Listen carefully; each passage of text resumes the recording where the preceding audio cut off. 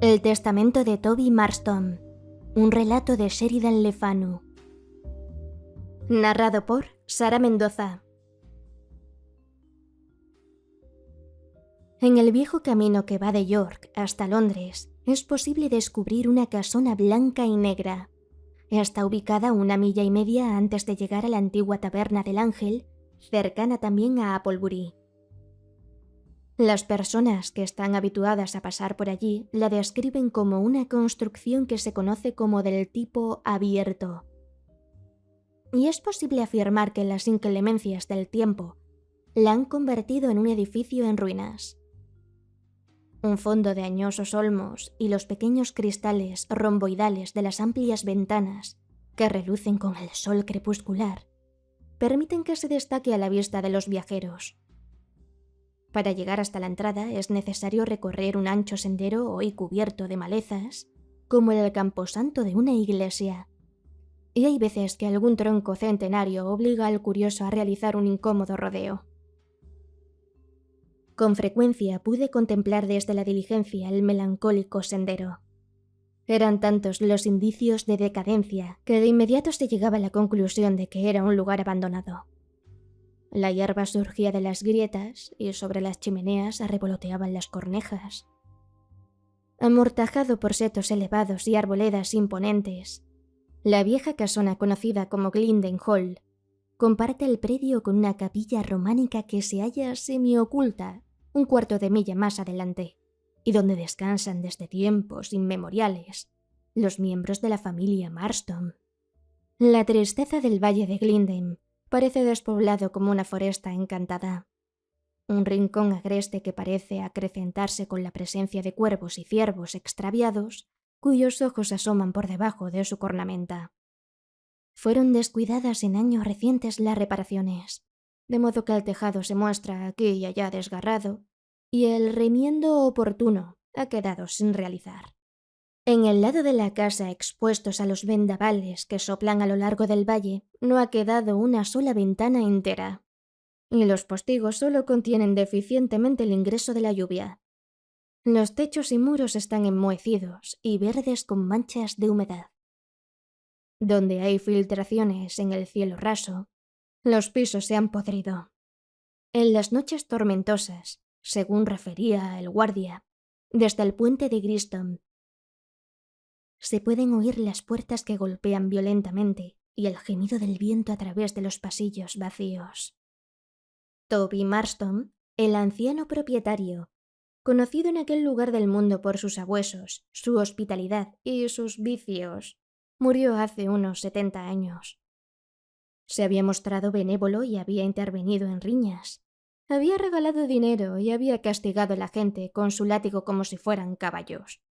Con su muerte se llevaba algunos agradecimientos y buen número de maldiciones, y dejaba atrás de sí una cantidad de deudas y compromisos que pesaban sobre sus propiedades. Sus 2 hijos, quienes no tenían inclinación por los negocios, jamás sospecharon que este viejo perverso y mal hablado los había dejado en la ruina. Con el testamento delante de ellos, los 2 muchachos se reunieron en Glinden y, con el auxilio de los abogados para interpretarlos y muy poca información, iniciaron tratativas que se convirtieron con el paso del tiempo en unas disputas sin límites. Los hijos de Toby Marston eran muy diferentes, pero compartían un rasgo heredado de su padre. Nunca participaban a medias en una disputa, y cuando ya estaban adentro no se demoraban en pequeñeces. El mayor y más peligroso de ellos, Scrooge Marston, jamás fue el preferido del viejo propietario. No disfrutaba ni con los deportes rurales ni con los placeres de la vida campesina. Tampoco era un atleta, y ni siquiera era atractivo. El muchacho no le tenía ningún respeto. Cuando fue adulto se sobrepuso al temor engendrado por la violencia y devolvía a su progenitor cada uno de los agravios recibidos. Con el paso del tiempo, la aversión que sentía el anciano llegó a convertirse en verdadero odio. Solía expresar su deseo de que ese pillo deforme y malhumorado dejase de molestar a quien era mejor que él, con lo que aludía a Charles, su hijo menor. Eran tales los insultos cuando estaba borracho, que hasta quienes lo seguían y compartían su oporto se sentían incómodos, pese a que su brutalidad no les era desconocida. Scrooge Marston exhibía un aspecto singular, una ligera joroba y un rostro enjuto y amarillento, ojos oscuros y penetrantes, y pelo negro y lacio acentuaban su fealdad. Yo no produje semejante engendro del demonio. No soy padre de esa criatura encorvada, vociferaba el anciano. No es más que un animal disimulado, y no tiene ni pizca de los Marston. Cuando se hallaba bastante borracho, el viejo propietario juraba que ese engendro nunca llegaría a sentarse en la cabecera de la mesa. El heredero sería el guapo Charlie. Sabía montar y las muchachas se derretían por él. Era un Marston de la cabeza a los pies. Sin embargo, el guapo Charlie y su padre también tuvieron su par de encontronazos. El viejo no ahorraba el uso del látigo ni de la palabra, así que, en alguna ocasión en que ninguna de las dos armas estuvo a su alcance, se sabía que había hecho uso de una caricia con los nudillos. Sucedió entonces que una noche en la que el oporto fluía, hubo alguna alusión a Marion Hayward, la hija del molinero, que por algún motivo molestó al anciano caballero. Con varias copas encima e ideas más claras sobre pugilato que sobre discreción, acometió al guapo Charlie. Para sorpresa de todos los presentes, el muchacho esquivó un golpe a la cabeza, que dio en la garrafa de vino que se hizo añicos contra el suelo. Pero la sangre del viejo Toby hervía y saltó de su asiento. El guapo Charlie se puso de pie, resuelto a no soportar tonterías. El hacendado Learburr, que estaba bebido, trató de mediar y cayó al suelo cuán largo era, y se lastimó una oreja entre los vidrios rotos. El guapo Charlie frenó con su mano abierta el golpe que el viejo propietario le lanzó, y tomándolo por el pañuelo que tenía anudado al cuello, lo balanceó con la espalda contra la pared. Dicen que el viejo jamás se había mostrado tan lívido ni sus ojos tan saltones. Bueno, vamos, no repitas más tonterías y no te voy a pegar, graznó el propietario. Esa la paraste bien, no hay duda. ¿No les parece? Vamos, Charlie, mejor nos damos la mano y volvemos a sentarnos. Creo que esa fue la última vez que el propietario levantó la mano al guapo Charlie. Pero aquellos días habían quedado atrás. El viejo Toby Marston ahora yacía bastante frío y tieso en su tumba resguardada por un inmenso fresno, en la capilla románica derruida en la que tantos otros quedaron olvidados. Solo en la memoria perduraba la imagen del anciano, al que todavía se aferraban los viejos caballeros de entonces, con aquel chaleco rojo tan conocido que le llegaba hasta las caderas, y con su fiera cara de dogo.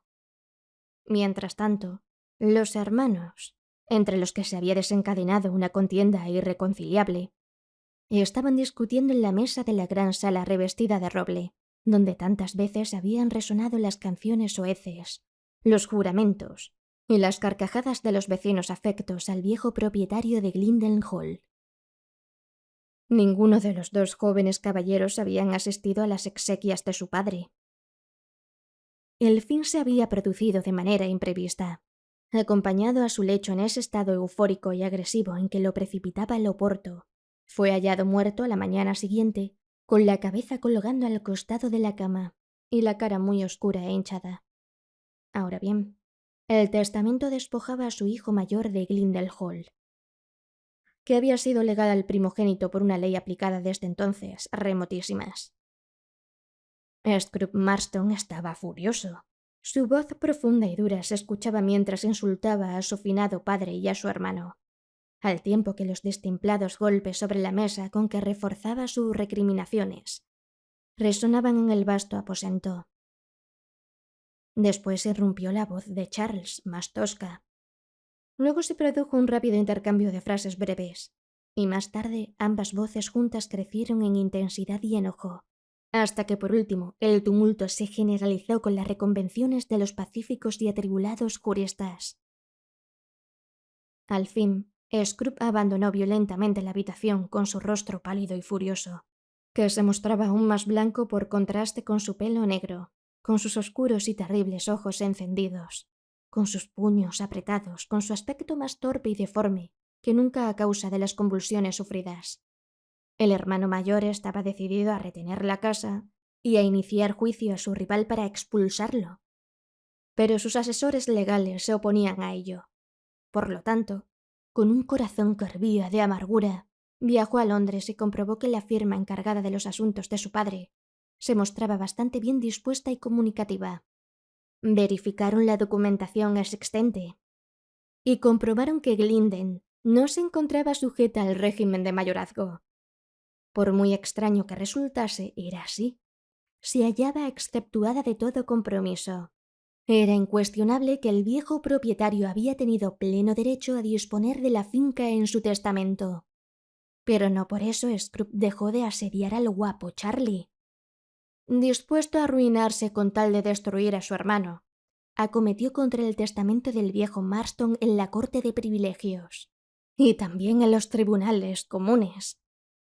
De tal modo la disputa se fue haciendo más confusa y más grave.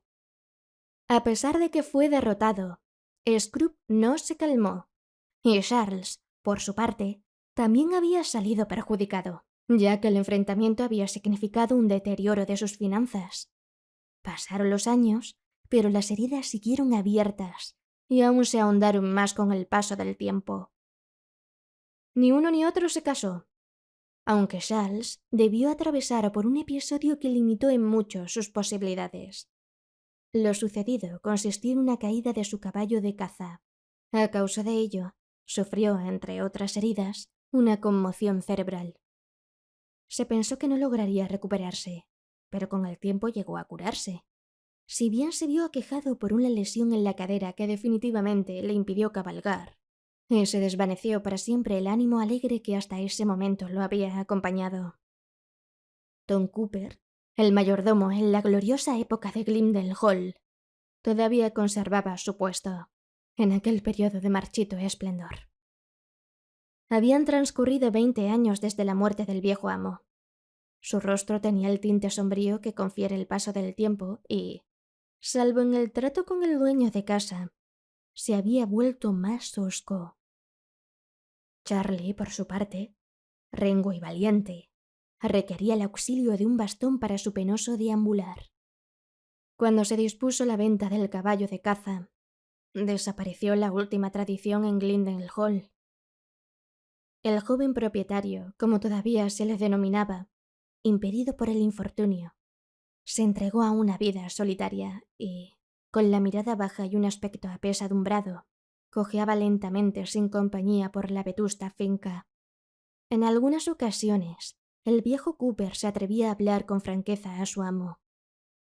Un día, al entregarle el sombrero y el bastón en el vestíbulo, le dijo: «Señorito Charles, debería mejorar el ánimo». «Mi querido Cooper, ya no son tiempos para eso. Algo se le ha metido en la cabeza y no quiere hablarlo con nadie. Si lo contara se sentiría más aliviado. Dígame, le ruego, ¿de qué se trata?» El propietario miró a Cooper con sus redondos ojos grises. Tuvo la sensación de que se había quebrado un encantamiento. Era como la vieja disposición que impide al espectro hablar hasta que le dirijan la palabra. Con un suspiro profundo respondió: «No es la primera vez que aciertas con tus suposiciones, mi viejo Cooper. Y me alegro de que hayas hablado.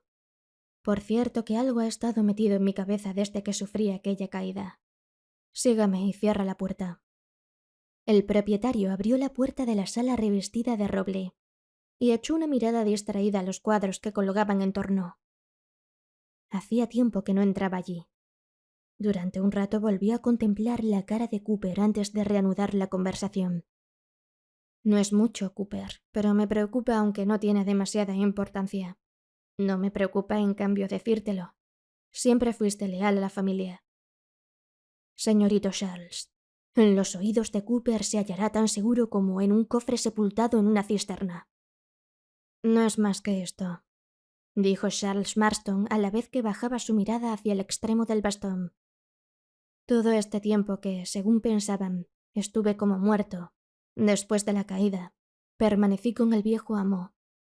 Volvió a levantar sus ojos hacia los de Cooper y con un atroz juramento repitió: «Estuve con él, Cooper».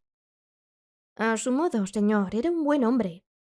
Fue un buen amo para mí y un buen padre para usted, y confío en que descanse en paz. Eso es todo, agregó Charles. Durante aquel periodo estuve con él, o él conmigo, no lo sé. Me parecía que nunca iba a librarme de su presencia.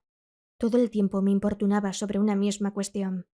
Pero por todos los demonios, aunque fuera necesario para salvar mi vida. Tom Cooper. Desde el momento en que recuperé la conciencia no he podido recordar qué era. Daría una mano por saberlo. No se me ocurre qué pudiera ser. Por amor de Dios, no temas decírmelo, pues me hizo graves amenazas y no tengo la menor duda de que era él. Siguió en silencio. ¿Y usted, señorito Charles, qué piensa que haya sido?, interrogó Cooper. No he podido dar con el asunto, nunca. Pensé que acaso él supiera algo sobre Scrooge, ese maldito jorobado del infierno, que aseguró en presencia del abogado Gingham que me había alzado con el documento que reconocía el mayorazgo. Que lo hicimos desaparecer mi padre y yo. Y te aseguro por mi salvación, Tom Cooper, que nunca se dijo mayor mentira. Lo hubiera llevado a tribunales por haber pronunciado esas palabras, y hubiera dilapidado en él más de lo que vale. Pero sucede que el abogado Gingham, desde que el dinero se volvió escaso en Glendale, nunca lleva adelante nada de cuanto le pido. Y me resulta imposible cambiar de abogado porque le debo dinero. Sin embargo, fue así. Juró que estaba dispuesto a ahorcarme por eso. Lo dijo en esas mismas palabras. No descansaría hasta colgarme. Pienso si no era algo por el estilo lo que le preocupaba al viejo. Pero con esto basta para que uno se vuelva loco. No recuerdo ni una palabra de lo que me dijo. Solo tengo presente que hizo amenazas espantosas y... Dios tenga piedad de nosotros. Parecía atrozmente desagradable. No hay motivos para ello. Que el Señor tenga piedad de él, respondió el viejo mayordomo. No, por supuesto. Y no debes contarle a nadie que parecía desagradable, ni tampoco cosa alguna relativa al episodio. Dios me libre de ello, contestó el viejo Cooper.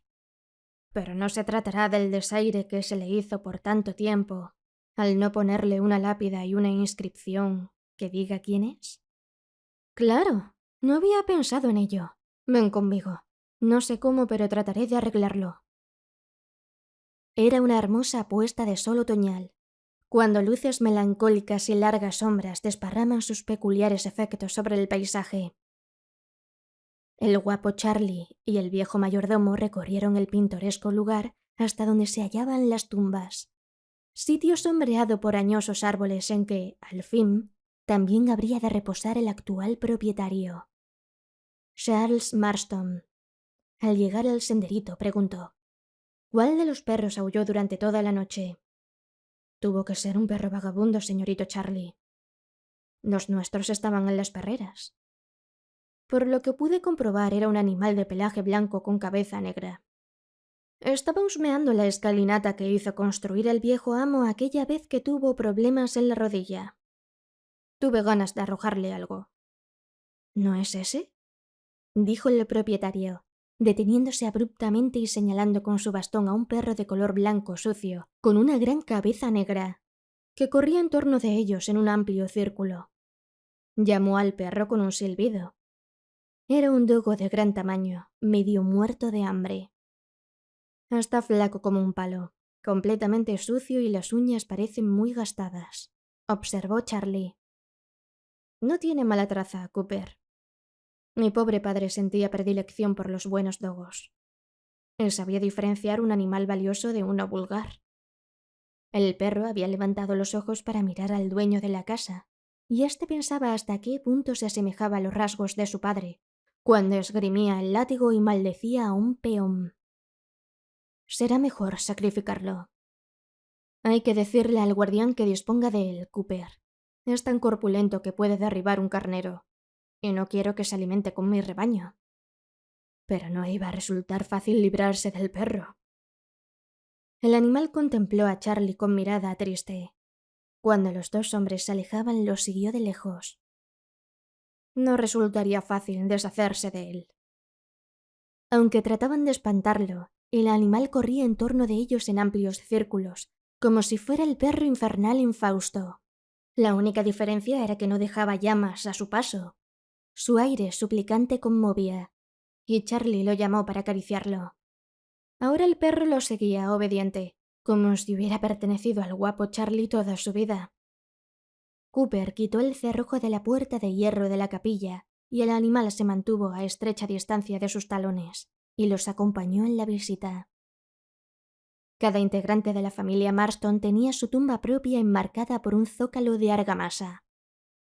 Encima de cada una había una suerte de cofre de piedra, la parte superior de cuya tapa incluía el respectivo epitafio, salvo en el caso del viejo Toby. Sobre él no había más que hierbas y el zócalo de argamasa, que indicaba el lugar donde correspondería ubicar el cofre de piedra cuando su familia le otorgase uno similar a los que recubrían a los otros. Está muy descuidado. Es obligación del primogénito, pero si él no lo arregla, lo haré yo, y me encargaré de que quede bien indicado que el hijo menor puso la lápida porque el mayor se negó. Dieron un paseo por el pequeño cementerio. El sol ya estaba bajo el horizonte, y el rojo metálico de las nubes, iluminadas aún por la luz del día, se mezclaba con aspecto tormentoso al crepúsculo. Charlie se asomó una vez más a la capillita y vio al endiablado perro que se estiraba sobre la tumba de Toby Marston. Parecía tener el doble de su apariencia natural, al tiempo que hacía cabriolas que llamaban la atención. Quien haya visto un gato estirado sobre el piso con un manojo de valeriana, retorciéndose, serpenteando y refregando su hocico en prolongadas caricias, enfrascado en un éxtasis sensual, recordará este espectáculo como le sucedió al guapo Charlie. Su cuerpo resultaba tan largo y flaco, y sus articulaciones dejaban una impresión tan torpe y dislocada, que tanto Charlie como el viejo Cooper permanecieron observándolo. Al cabo de unos instantes, Charlie comenzó a propinarle unos bastonazos. Pero el perro saltó hacia la cabecera de la tumba, y, tenso y arqueado, enfrentó a su atacante. Mostró sus dientes con actitud amenazante, y su mirada adquirió una ferocidad salvaje. Al momento siguiente, sin embargo, el animal se agazapó abyectamente. «Por lo visto no admite bromas», dijo el viejo Cooper. «Me gusta», observó el propietario. «A mí no», replicó el mayordomo. «Que no vuelva a entrar aquí. Es probable que sea una bruja», acotó el viejo Cooper, que conocía más historias de hechicería que las que hoy son habituales en la región. «Es un buen perro», dijo el amo. «Recuerdo la época en que hubiera pagado por él. Ven conmigo». Se inclinó y lo acarició. Entonces el perro lo miró a la cara, como si esperase alguna indicación. A Cooper no le gustaba nada ese animal. No comprendía al guapo Charlie, que de noche le encerraba en la sala de armas mientras que de día lo llevaba consigo en sus cojeantes vagabundeos. Más lo quería el amo y menos lo aceptaban Cooper y el resto de los servidores. Cooper refunfuñaba. «Creo que el señorito Charlie está ciego. No parece bueno ese perro». Además, el viejo capitán, un rojo papagayo de bastante edad que permanecía encadenado en una percha en la sala revestida de roble, hablando consigo mismo. El viejo capitán, único ser viviente que recuerda al anterior amo, con excepción de uno o dos de nosotros, en cuanto lo vio, dio un chillido como si le pegaran. Agitó sus plumas y se dejó caer, pobre animalito de Dios, colgando de una pata. Pero el propietario era una de esas personas obstinadas, que se aferran con más tozudez a sus caprichos cuanto mayor es la oposición que se les presenta. Además, la salud de Charles Marston se hallaba resentida por su cojera. El paso de sus habituales y enérgicas actividades a una existencia como la que ahora se le imponía le provocó una infinidad de molestias dispépticas que anteriormente ni sospechaba. Entre ellas, las principales eran los sueños y las pesadillas, y su perro desempeñaba un papel protagónico.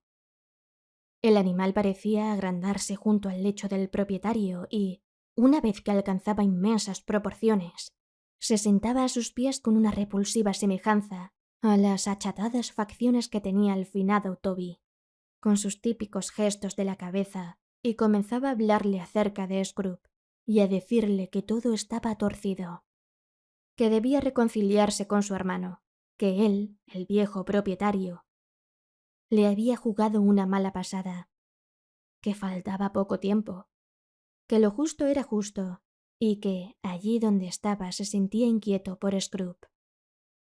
Luego de estas explicaciones, el animal semihumano, arrastrándose servilmente, acercaba su cara a la del durmiente y agazapaba su cuerpo, pesado como plomo, hasta que el hocico de la bestia se ubicaba encima del rostro de Charlie. Con el despliegue de las mismas zalamerías, revolcones y retorcimientos abominables que había exhibido sobre la tumba del viejo Toby. Al cabo, Charlie se despertaba con jadeos y gemidos, frío de transpiración, y tenía la impresión de haber visto algo blanco que se deslizaba a los pies del lecho. A veces suponía que podía ser el borde blanco del cortinado o el cobertor desplazado por sus inquietos movimientos, pero en tales ocasiones siempre quedaba la sensación de que había visto algo blanco que se escurría presuroso de la cama. Y todas las veces que lo poseían semejantes sueños, a la mañana siguiente el perro se mostraba más cariñoso y servil que de costumbre, como si quisiese borrar el sentimiento de disgusto que el horror de la noche había dejado. El médico intentó tranquilizarlo, diciéndole que aquellos sueños eran causa de los diversos problemas digestivos que padecía. Por un tiempo, como para corroborar esa teoría, el perro cesó por completo de aparecer en ellos. Pero al fin se produjo una visión mucho más desagradable que antes, en la que el animal recuperó su antiguo lugar. El cuarto se mostraba casi en penumbras, y oyó las pisadas del perro que venía lentamente de la puerta, y se dirigía hasta el sitio por el que siempre se subía a la cama. Parte de la habitación no se hallaba alfombrada, y, según declaró, podía escuchar de manera inconfundible los movimientos del animal, el leve repiqueteo de cuyas uñas percibía. Eran pasos suaves, pero cada vez que apoyaba la pata en el suelo, todo el cuarto se estremecía pesadamente. Advirtió que algo se instalaba a sus pies, y vio un par de ojos verdes que lo miraban fijamente en la oscuridad. Tuvo la sensación de que escuchaba la voz del viejo Toby diciéndole: «La 11ª hora ha transcurrido, Charlie, y no has hecho nada. Tú y yo hemos obrado en prejuicio de Scrooge. El plazo se está por cumplir». Eso empezó a arrastrarse desde sus pies. Un sordo gruñido lo acompañaba, y Charlie observó los verdes ojos levantados que se reflejaban en la ropa de cama, a medida que el animal comenzaba a estirarse con lentitud para ir subiendo por el cuerpo de su amo hacia la cabeza, hasta que se despertó profiriendo un grito estridente. La luz que, en los últimos tiempos, Charlie solía dejar encendida en el dormitorio se había apagado. Temía levantarse e inclusive durante un rato no se atrevió a mirar. Tan seguro se hallaba de tropezar en la oscuridad con aquellos ojos verdes, fijos en él desde algún rincón. Apenas ha recobrado del primer sobresalto que la pesadilla deja a su paso, advirtió que el reloj daba las 12. Eso le recordó las palabras: «La 11ª hora ha transcurrido. El tiempo está por llegar. Se va a cumplir el plazo». Casi tenía miedo de oír que la voz retomaba el asunto. Al salir de su cuarto a la mañana siguiente, daba la impresión de hallarse enfermo. Dijo: «Cooper, ¿sabes cuál es el dormitorio que acostumbraban llamar la cámara del rey Herodes?» «Así es, cuando era muy joven vi la historia del rey Herodes en sus muros». «¿Hay un gabinete junto a esa habitación?» «No estoy seguro, pero no vale la pena que vaya. Ahí no hay más que algunos cachivaches y trastos viejos. Yo mismo estuve presente cuando el pobre Twinks los metió allí». «¿Se acuerda de Twinks?» «Murió aquí cuando la gran nevada. Buen trabajo costó enterrar al pobre infeliz. ¿Qué demonios espera encontrar en ese lugar?, respondió Cooper. ¿Y qué demonios te interesa? Aunque te lo diré. No quiero que el perro permanezca en la sala de armas y trataré de ubicarlo allí. Ese animal instalado en un dormitorio. Por favor, señor. La gente creerá que se ha vuelto loco. Mejor, hagamos una visita al cuarto. Para obrar con mayor prudencia, señorito Charlie, debió pegarle un tiro. Anoche armó un gran alboroto en la sala de armas. Caminaba y gruñía como un tigre de circo. Diga usted lo que quiera, el perro no vale ni la comida que recibe. No sirve para nada. Conozco bien a los perros, y te aseguro que es bueno. Si supiera valorar un perro, a este ya lo hubiera colgado. Insistió Cooper. No pienso hacerlo. De modo que terminemos con esto. Pero su propósito era otro. La voz de la pesadilla le indicaba a Charles Marston algo que no lo dejaría en paz hasta que pudiera comprobarlo. El perro en verdad le resultaba perturbador. Si el viejo Cooper no hubiera estimulado su obstinación, con seguridad habría tomado medidas concretas para abandonarlo. En compañía de Cooper, subió hasta el tercer piso. Al final de una polvorienta galería se hallaba la habitación. El viejo tapiz mencionado hacía mucho que había sido reemplazado por un empapelado moderno, y este se hallaba arruinado por el tiempo.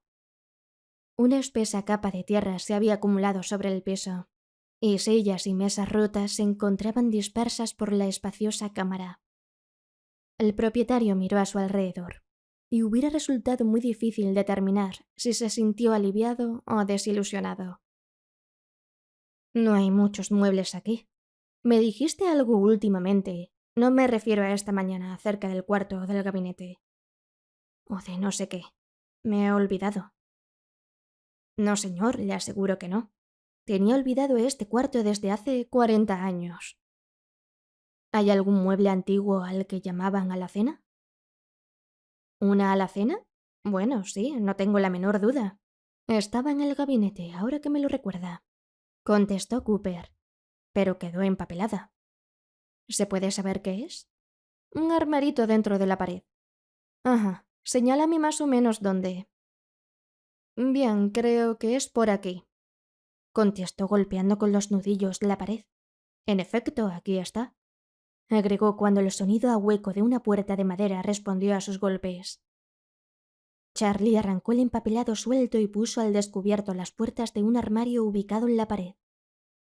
El lugar apropiado para mis pistolas y arreos, y para el resto de mis chucherías, declaró el guapo Charlie. Vámonos, dejaremos al perro donde está. ¿Tienes la llave del armarito? No la tenía. El viejo amo lo había vaciado y cerrado, y era su deseo que lo empapelaran por encima. Charlie buscó un destornillador de su caja de herramientas y volvió a subir a la cámara del rey Herodes. Con poco esfuerzo logró abrir la puerta del armarito.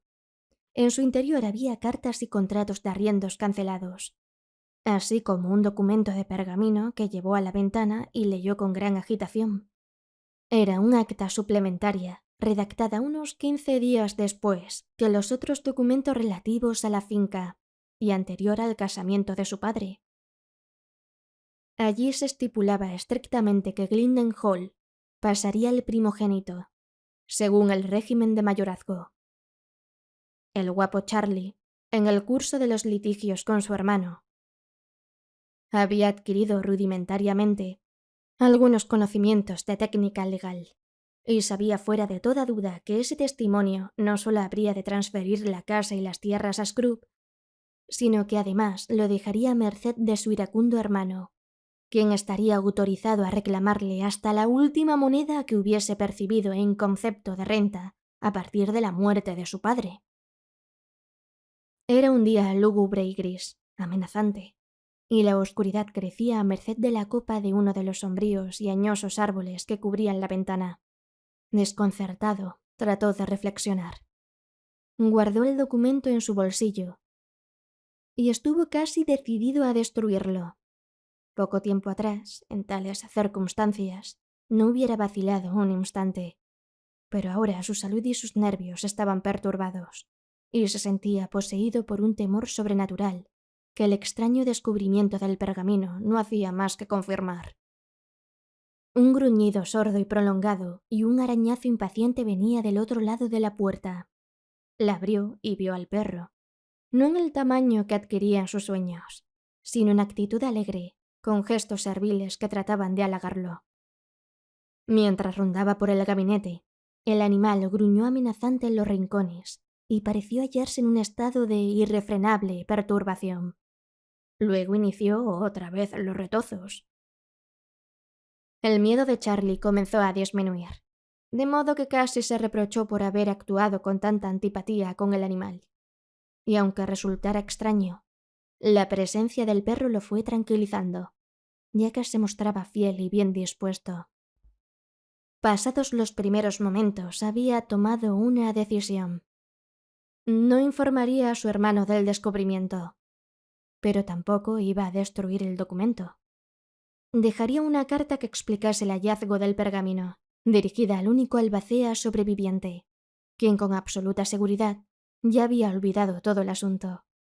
Y tras haber disfrutado de la finca hasta el fin de sus días,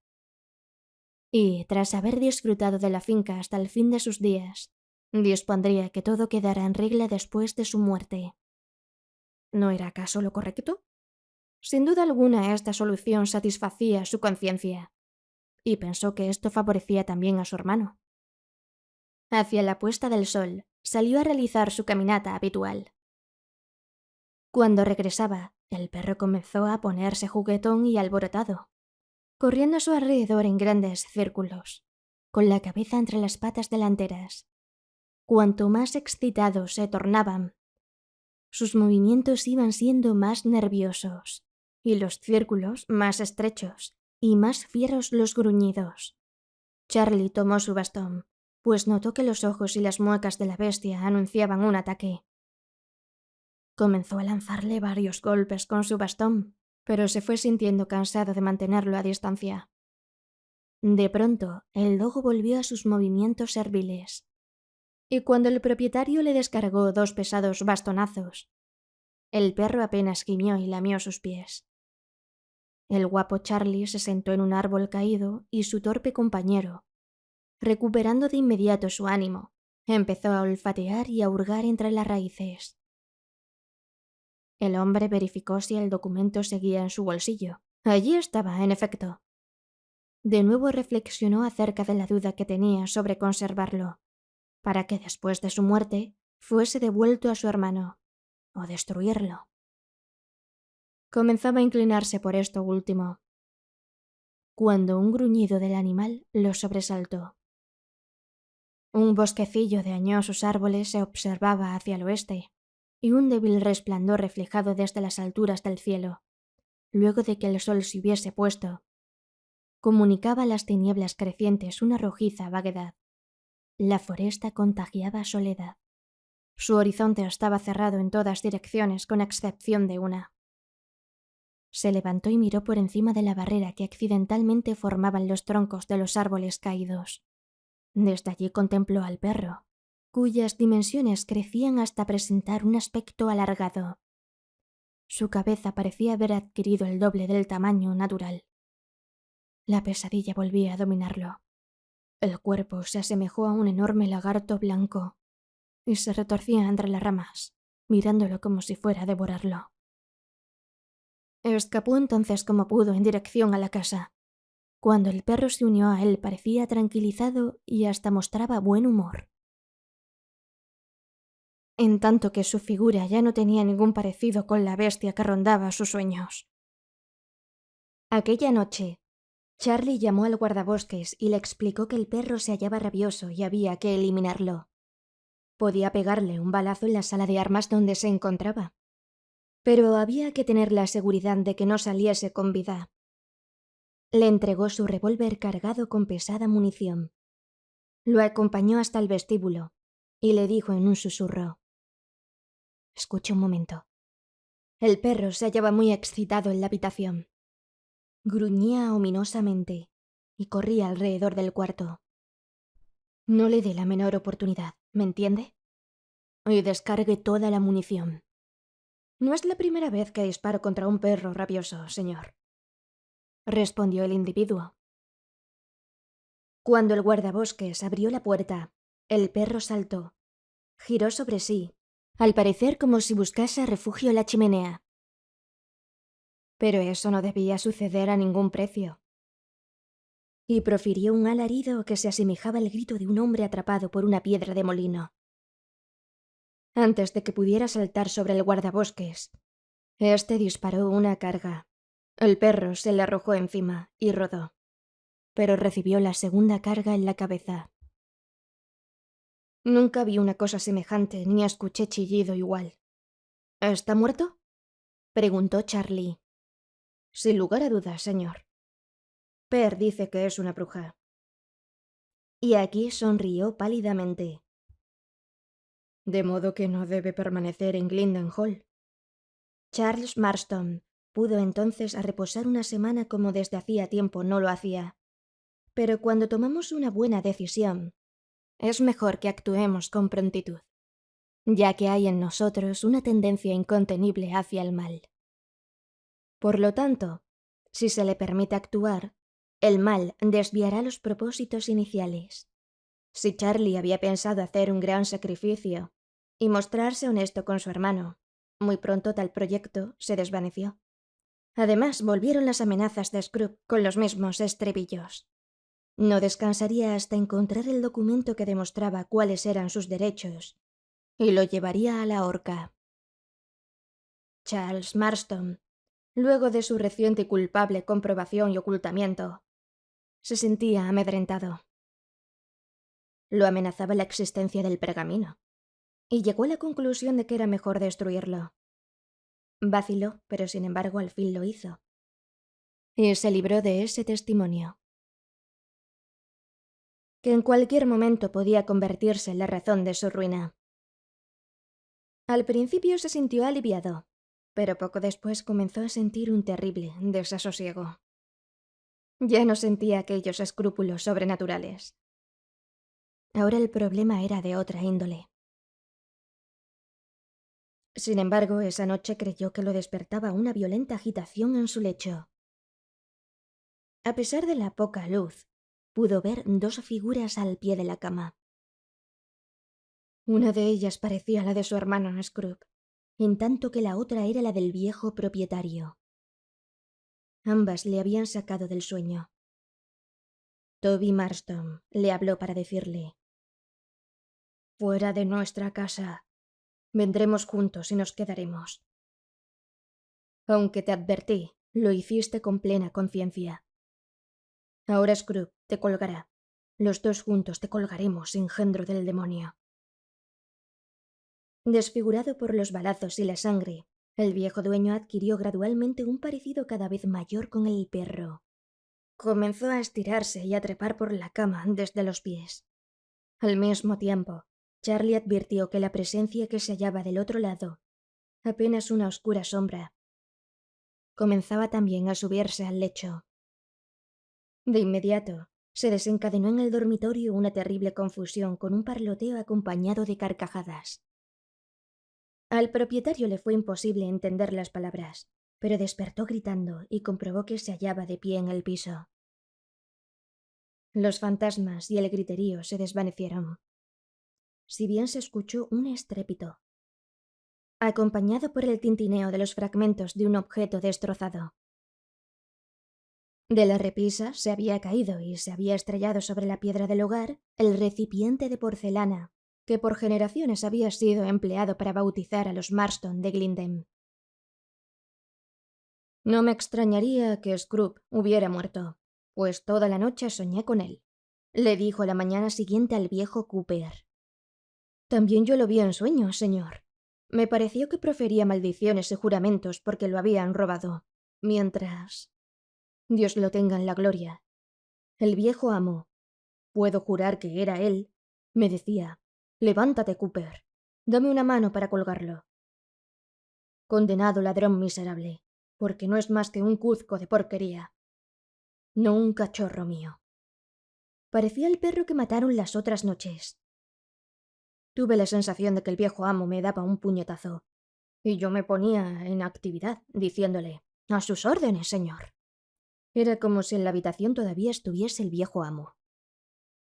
Pronto llegaron cartas de la ciudad convenciéndolo de que Scrooge seguía vivo, y, según el apoderado, se proponía iniciar una causa para demostrar la existencia de una acta suplementaria relativa a la finca, de la que tenía pruebas que le permitirían entrar en posesión de Glendale. Ante esta amenaza, el guapo Charlie envió una enérgica carta a su representante, aunque quedó expectante por lo que pudiera pasar. Mientras, Scrooge curaba en su estilo más agresivo y reiteraba la antigua promesa de que iba a colgar a ese estafador. Pero un imprevisto vino a producirse por esos días. Scrooge murió de un ataque cardíaco, sin tiempo para tomar las medidas que le permitieran un asalto póstumo a su hermano. A Charlie no le fue posible ocultar la alegría, producida por haber superado un temor secreto. Se sumaba a esto la afortunada circunstancia de que apenas el día anterior, Scrooge hubiese destruido su testamento precedente, en el cual dejaba todos sus bienes a un extraño, con el objeto de redactar uno nuevo al cabo de un par de jornadas, en el que anunciaría la condición expresa de proseguir las acciones judiciales contra Charlie. Cuanto poseía pasó incondicionalmente a manos de su hermano, en calidad de legítimo heredero. Todo esto ofrecía motivos para un júbilo incontenible. Por cierto, no estaba ausente el odio, arraigado profundamente a lo largo de una vida en la que habían intercambiado agresiones y ultrajes con recíproca persistencia. Al respecto, debe tomarse en cuenta que el guapo Charlie era capaz de cultivar el resentimiento y de disfrutar de la venganza con todo su corazón. Se habría sentido feliz si hubiera podido impedir que su hermano fuese enterrado en la capilla de Glendale, donde éste quería reposar. Pero sus abogados no estaban seguros de que fuese lícito impedirlo, aparte de que no resultaría fácil evitar el escándalo si se oponía. Era muy probable que algunos de los antiguos propietarios locales y otras personas con aspiraciones hereditarias a los bienes de los Marston asistieran a la ceremonia. Pero prohibió a la servidumbre asistir, con la promesa amenaza de que quien ignorase su decisión se quedaría en la calle. Con la excepción del viejo Cooper, a ningún servidor le preocupó la prohibición. Pero el viejo se sintió muy molesto porque el hijo mayor del viejo amo fuera enterrado en la antigua capilla familiar, sin que Gyldenhall hiciera ninguna demostración del respeto debido. Consultó al dueño de casa acerca de si, por lo menos, se prepararían vino y refrescos en la sala revestida de roble, para el caso de que alguno de los caballeros de la comarca que demostrase su afecto por la vieja familia deseara acercarse hasta allí. El propietario solo le respondió algunas palabrotas y le aconsejó que se metiera en sus propios asuntos. Además, por si ello sucedía, le ordenó que dijera que el amo estaba ausente y que no se habían dispuesto preparativos. Cooper formuló obstinadas reconvenciones y el propietario se sintió cada vez más enojado hasta que, después de una tormentosa escena, recogió su sombrero y su bastón y salió, justo en el momento en que desde la antigua taberna del Ángel comenzaba a verse el cortejo fúnebre que descendía por el valle.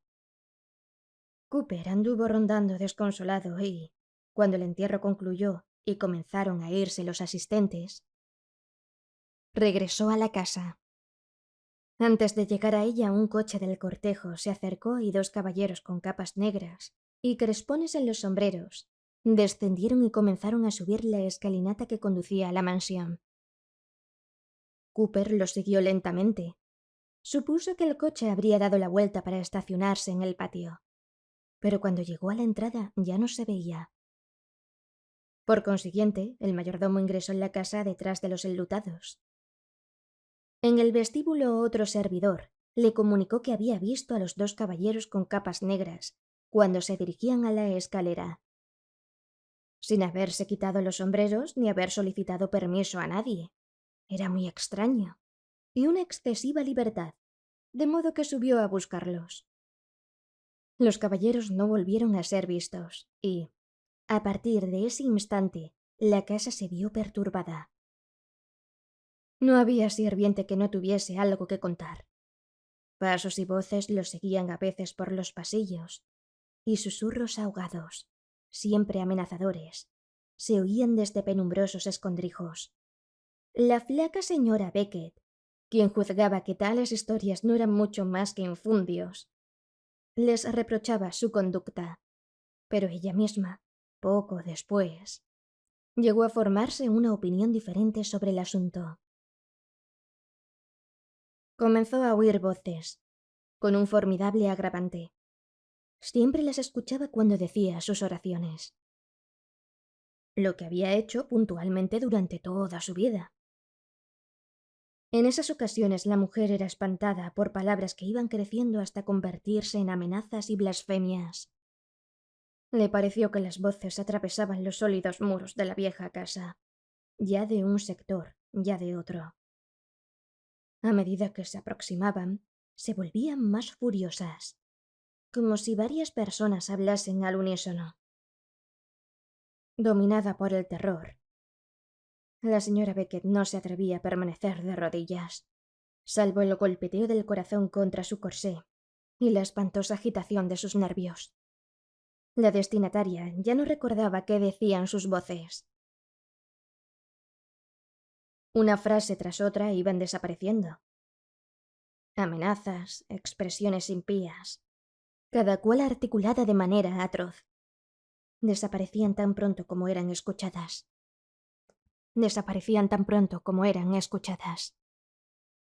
Esto contribuía a causar mayor impresión, pues la mujer, por más esfuerzos que hiciese, no conseguía retenerlas con exactitud, a pesar de recordar su carácter desagradable. El propietario parecía ser la única persona de la casa que no había advertido en absoluto los inconvenientes.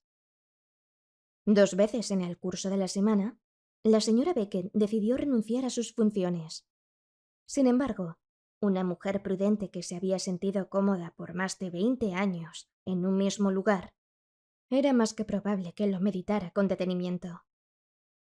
El viejo Cooper y ella eran los únicos servidores de Glinden Hall que recordaban las buenas épocas de Toby Marston.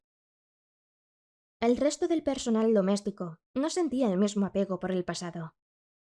La vieja señora Beckett, a pesar de su posición y las prerrogativas que tenía, dispuso que la señora Kimes y la ayudante de cocina trasladaran las camas a su amplia y marchita habitación.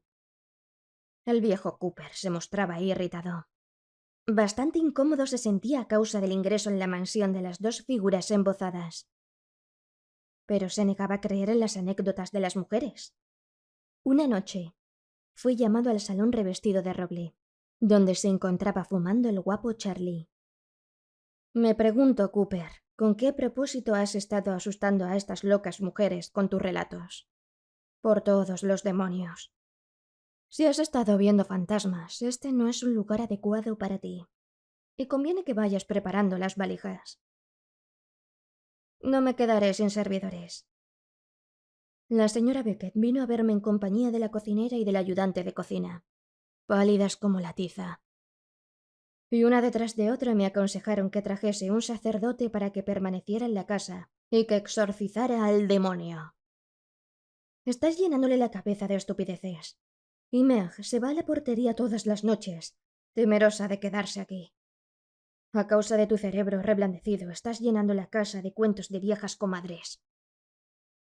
Nada tiene que ver con cuentos míos, señorito. Pues me he cansado de repetirles que solo se trata de fantasías y desvaríos. Si no me cree, pregúntele a la señora Beckett. Tuvimos muchas disputas por ese motivo. Sean cuales fueren mis opiniones.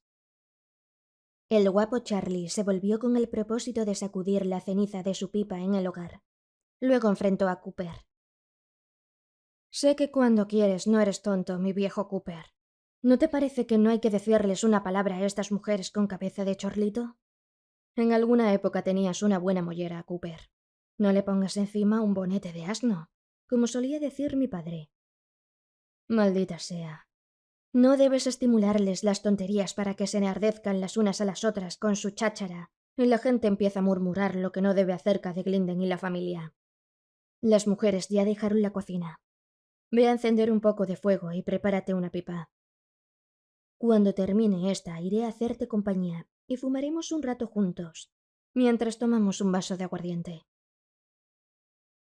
Cuando Cooper hubo puesto las cosas en orden, se sentó en la vieja cocina, con los pies sobre el guardafuegos, con la candela encendida en una inmensa palmatoria de bronce, ubicada sobre la mesa al alcance de su mano. Con una botella de aguardiente acompañada de vasos y con la pipa también preparada. Completados estos aprestos, el anciano mayordomo, que recordaba generaciones anteriores y épocas mejores, comenzó a meditar y así, inadvertidamente, se fue deslizando hacia un sueño profundo. Se despertó al escuchar que alguien reía cerca de su cabeza. Estaba soñando con tiempos remotos de la mansión, y se imaginaba que uno de los jóvenes caballeros se disponía a hacerle una chanza, de modo que masculló algo en su modorra, cuando de pronto se sintió totalmente despejado al oír una voz firme y aguda que decía: «No estuviste en el funeral. Me quedaré con uno de tus oídos, aunque podría quitarte la vida». En el mismo instante, percibió una acometida contra el costado de su cabeza y se puso de pie. El fuego se había consumido y se sintió helado. La candela estaba por extinguirse de su receptáculo y arrojaba sobre la blanca pared largas sombras que ascendían y descendían en una danza que abarcaba del cielo raso al piso. Le pareció que los oscuros trazos dibujaban la figura de los dos hombres embozados. Recogió la candela y se dirigió al pasillo, ansioso por llegar a su cuarto antes de que la luz se apagara. Se estremeció hasta casi perder el dominio de sí mismo, cuando de pronto escuchó que la campanilla de su amo, justo encima de su cabeza, repiqueteaba con furia. «Sigue agitándose. Resulta bastante claro», dijo al tiempo que se daba ánimos con el sonido de su propia voz. «Se debe haber dormido, como yo. Es eso, y la luz se ha consumido». Cuando giró la manija de la puerta, escuchó la voz del propietario que preguntaba con el tono de quien aguarda la presencia de un ladrón. «¿Quién está allí?» «Cooper, señor Charlie. Al final no vino a la cocina». «Me siento muy mal, Cooper». «¿Has visto algo, Cooper?», preguntó el amo. «Nada, señor». Se miraron el uno al otro. «Quédate aquí, no me dejes. Dime si todo está en orden. Dame una de tus manos, mi viejo Cooper. Quiero tomarla». Tenía frío y lo agitaban intensos temblores. No faltaba mucho para el amanecer. Al rato volvió a hablar. «Hice muchas cosas que con la ayuda de Dios hoy trataría de corregirlas. Estoy tan rengo que puedo considerarme un inválido. Ya no serviré para nada. Tendré que dejar la bebida y me casaré, como debí hacerlo hace ya mucho. No con una dama refinada, sino con una buena muchacha. Alguien así como la hija menor del granjero Cramp. Una chica virtuosa y sensata. ¿Por qué no? No vendría con delirios de modista. Hablaré con el párroco y trataré de arreglar mis asuntos con todo el mundo. Lamento muchas cosas que hice». El día se anunciaba muy frío. Charlie, según dijo Cooper, se encontraba terriblemente mal. Tomó su sombrero y su bastón con el propósito de salir a caminar, en vez de meterse en la cama, como le rogó el mayordomo. Se le notaba fuera de sus cabales. Por lo visto, su intención solo constituía en huir de la casa. Al mediodía entró en la cocina. Daba la impresión de que había envejecido 10 años desde el día anterior. Sin decir una palabra, llevó un taburete junto al fuego y se sentó. Cooper había mandado a llamar al médico de Applebury, pero el enfermo se negaba a verlo. El médico halló al propietario mucho peor de lo que esperaba. Le recomendó que se fuera a la cama y, a pesar de que al principio se resistió, finalmente terminó por aceptar. «Haré lo que me digan, pero solo pido que el viejo Cooper y Dick Keeper permanezcan conmigo. Que no me dejen solo y se mantengan despiertos durante la noche. Usted no se va todavía, ¿es posible? Cuando me sienta mejor iré a vivir a la ciudad. Seguir aquí es absurdo, ahora que ya no puedo hacer nada de lo que antes me gustaba. Allí voy a estar mejor. ¿Oyeron lo que dije? No me importa que se rían. Además, quiero hablar con el párroco. Si se ríen, es un indicio de que estoy haciendo lo que debo. El médico no se confiaba de la elección del paciente y, por consiguiente, envió a un par de mujeres del hospital para que se encargaran de todo. Al viejo Cooper se le indicó que ocupara el cuarto de vestir y que permaneciera en vela toda la noche, ya que Charlie se mantenía con el ánimo alterado como consecuencia de la fiebre. Por fin llegó el clérigo, que permaneció hasta el final de la tarde rezando con él. Cuando se hicieron cargo las mujeres, el enfermo les advirtió: a veces aparece una persona y saluda desde la puerta. Es flaco, encorvado y viste de luto, con los guantes negros puestos. Cuando sonría, no lo tomen en cuenta. No vayan a recibirlo ni lo inviten a entrar. No les dirá nada. Y si se pone violento o las mira con gesto desagradable, no tengan miedo, porque no les puede hacer nada. Se cansará de esperar y se irá. Pero por favor, no vayan a recibirlo ni lo inviten a entrar. Cuando terminó de hablar, las mujeres, en voz baja, mantuvieron una conversación con Cooper. En la casa no hay más gente que la que ya han visto. Solo es una ilusión provocada por la fiebre, que perturba su cabeza. Que la prudencia los ayude. El guapo Charlie estaba grave y deliraba. Hablaba del vino, de los perros, de los abogados. Comenzó a dialogar con su hermano Scrooge. En ese momento la señora Oliver, una de las encargadas de cuidarlo, que permanecía sola a su lado, creyó escuchar que una mano se posaba suavemente en la manija de la puerta por el lado de afuera y trataba de hacerla girar. «¡Dios bendito! ¿Quién está allí?», gritó, y el corazón se le subió a la boca mientras recordaba la imagen del encorvado vestido de luto que lo iba a saludar con una sonrisa. «Señor Cooper, por favor, venga, señor Cooper, venga pronto». Cooper, que dormitaba junto al fuego, llegó dando traspiés desde el cuarto de vestir. En cuanto penetró en la habitación, la señora Oliver se aferró a él firmemente. «El hombre de la joroba estaba tratando de abrir la puerta, señor Cooper». Entretanto, el propietario se quejaba, dominado por la fiebre. «No, de ningún modo, señora Oliver. Es imposible porque no hay tal persona en esta casa». «¿Qué está diciendo el señorito Charlie?». «Dice Scrooge a cada instante. Además, pero silencio. Oiga la manija otra vez y vea su cabeza y su cuello en la puerta». En la puerta se agitó una sombra que parecía la cabeza de un hombre que se asomaba y retiraba, con un largo cuello y una nariz afilada. «Por favor, señora, no se comporte como una estúpida», gritó agitando la cabeza con todas sus fuerzas. «No es más que la candela. Por mi vida que no es otra cosa, ¿no lo ve?», agregó levantando la luz. «Estoy seguro de que no hay nadie. Iré a comprobarlo». La señora Oliver, llena de terror, despertó a la otra mujer para tener compañía, mientras el viejo Cooper abría la puerta. En un rincón de la galería se observaba una sombra similar a la que habían visto en el cuarto. Elevó la candela y le pareció que, a medida que la cabeza desaparecía, algo lo saludaba con una larga mano. «Sombras de la candela», exclamó Cooper, decidido a no dejarse arrastrar por los temores de la señora Oliver. Se dirigió hacia el rincón y no vio nada, pero no pudo resistir la tentación de asomarse desde allí a la extensa galería, y al mover la luz, vio exactamente la misma especie de sombra, un poco más alejada. Cuando avanzó tuvo la impresión de que se retiraba y repetía el gesto. «No es más que la candela». Y siguió adelante, a medias asustado y a medias enojado por la persistencia con que se mostraba esta sombra. Mientras se aproximaba al lugar en que ahora había aparecido, lo que fuera dejaba la impresión de replegarse sobre sí misma, y poco menos que disolverse en el panel central de la puerta de un viejo armario tallado. En este panel se destacaba una suerte de relieve trabajado en forma de cabeza del lobo. La luz se proyectó de manera insólita en ese lugar, y la sombra fugitiva pareció disgregarse y recomponerse con idéntica extrañeza.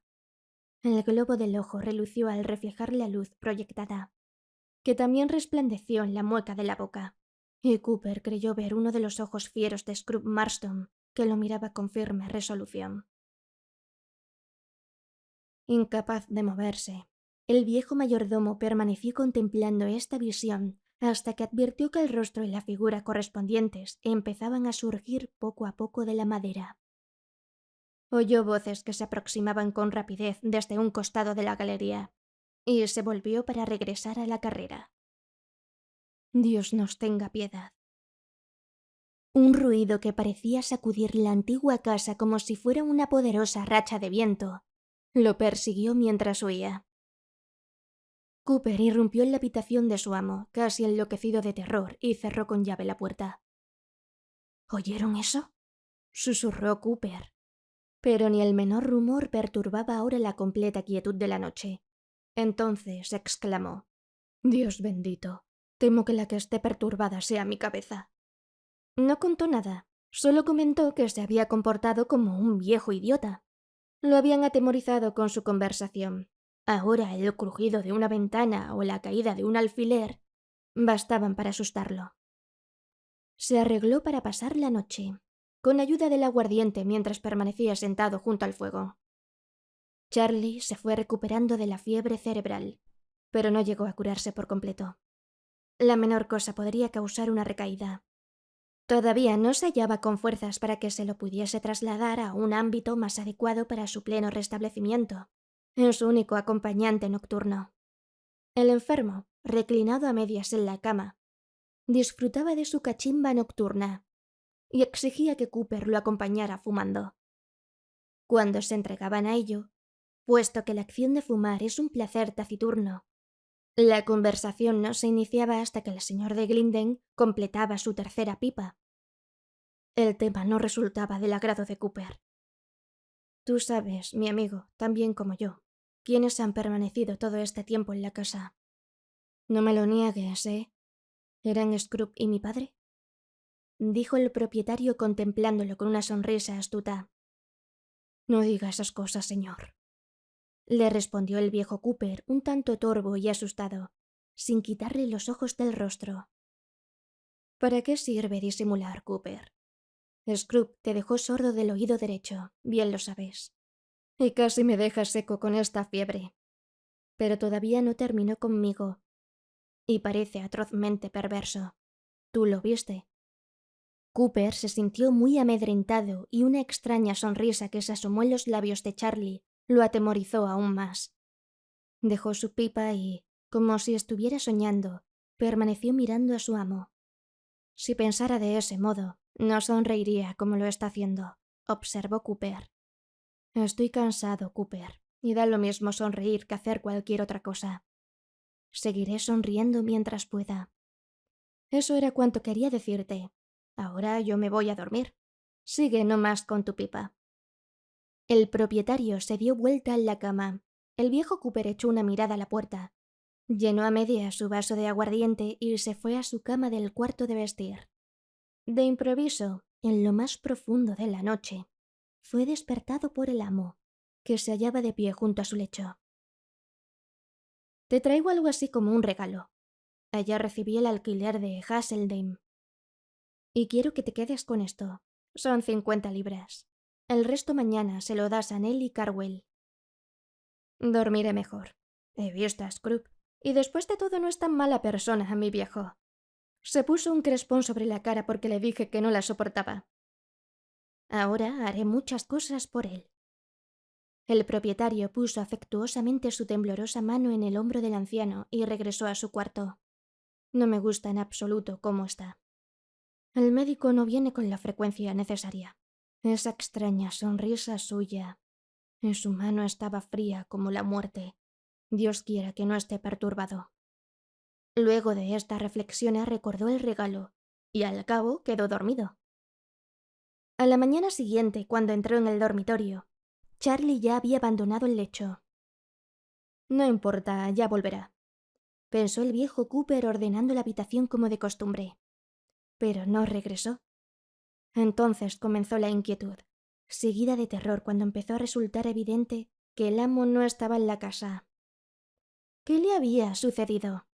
Solo faltaban su bata y sus pantuflas. ¿Era posible que hubiese abandonado? Y si lo había hecho, ¿podía estar en sus cabales? Era improbable que sobreviviese a la intemperie en una noche tan fría y húmeda. Tom Edwards se llegó hasta la casa y contó que en la madrugada, a cosa de 1 milla más o menos, junto con el granjero Knox, que conducía su carro al mercado, había visto a 3 hombres que caminaban en la oscuridad hasta el campo santo, cuya puerta les fue abierta desde adentro. Tom Edwards había pensado que se habían trasladado hasta ese lugar para disponer los preparativos del entierro de algún miembro de la familia Marston. Pero Cooper sabía que no sucedía nada por el estilo y, por lo tanto, el episodio le pareció atroz. Inició una cuidadosa búsqueda y, al fin, se acordó del piso superior y de la cámara del rey Herodes. No advirtió en aquel sitio ningún cambio, pero la puerta del gabinete estaba cerrada y le llamó la atención algo semejante a un gran nudo blanco que sobresalía por encima de la puerta. Sintió que algo caía pesadamente y estremecía el piso entero, y que a través de todos los corredores resonaba como una risa que se iba alejando. Cuando logró abrir la puerta, comprobó que su amo se encontraba muerto sobre el piso. Un pañuelo le rodeaba el cuello como si fuera la soga de un ahorcado. El cadáver estaba frío. A su debido tiempo se hizo la investigación judicial y el jurado resolvió que el difunto Charles Marston ha muerto por propia mano, a causa de un acceso pasajero de insania. Pero el viejo Cooper tenía su oposición con respecto a la muerte del amo, si bien no abrió nunca los labios. Se marchó a vivir a York, donde asistía regularmente a los oficios religiosos. Bebía un poco y se sabía que había ahorrado algún dinero. Todavía hay gente que lo recuerda como un anciano hosco y taciturno. Fin.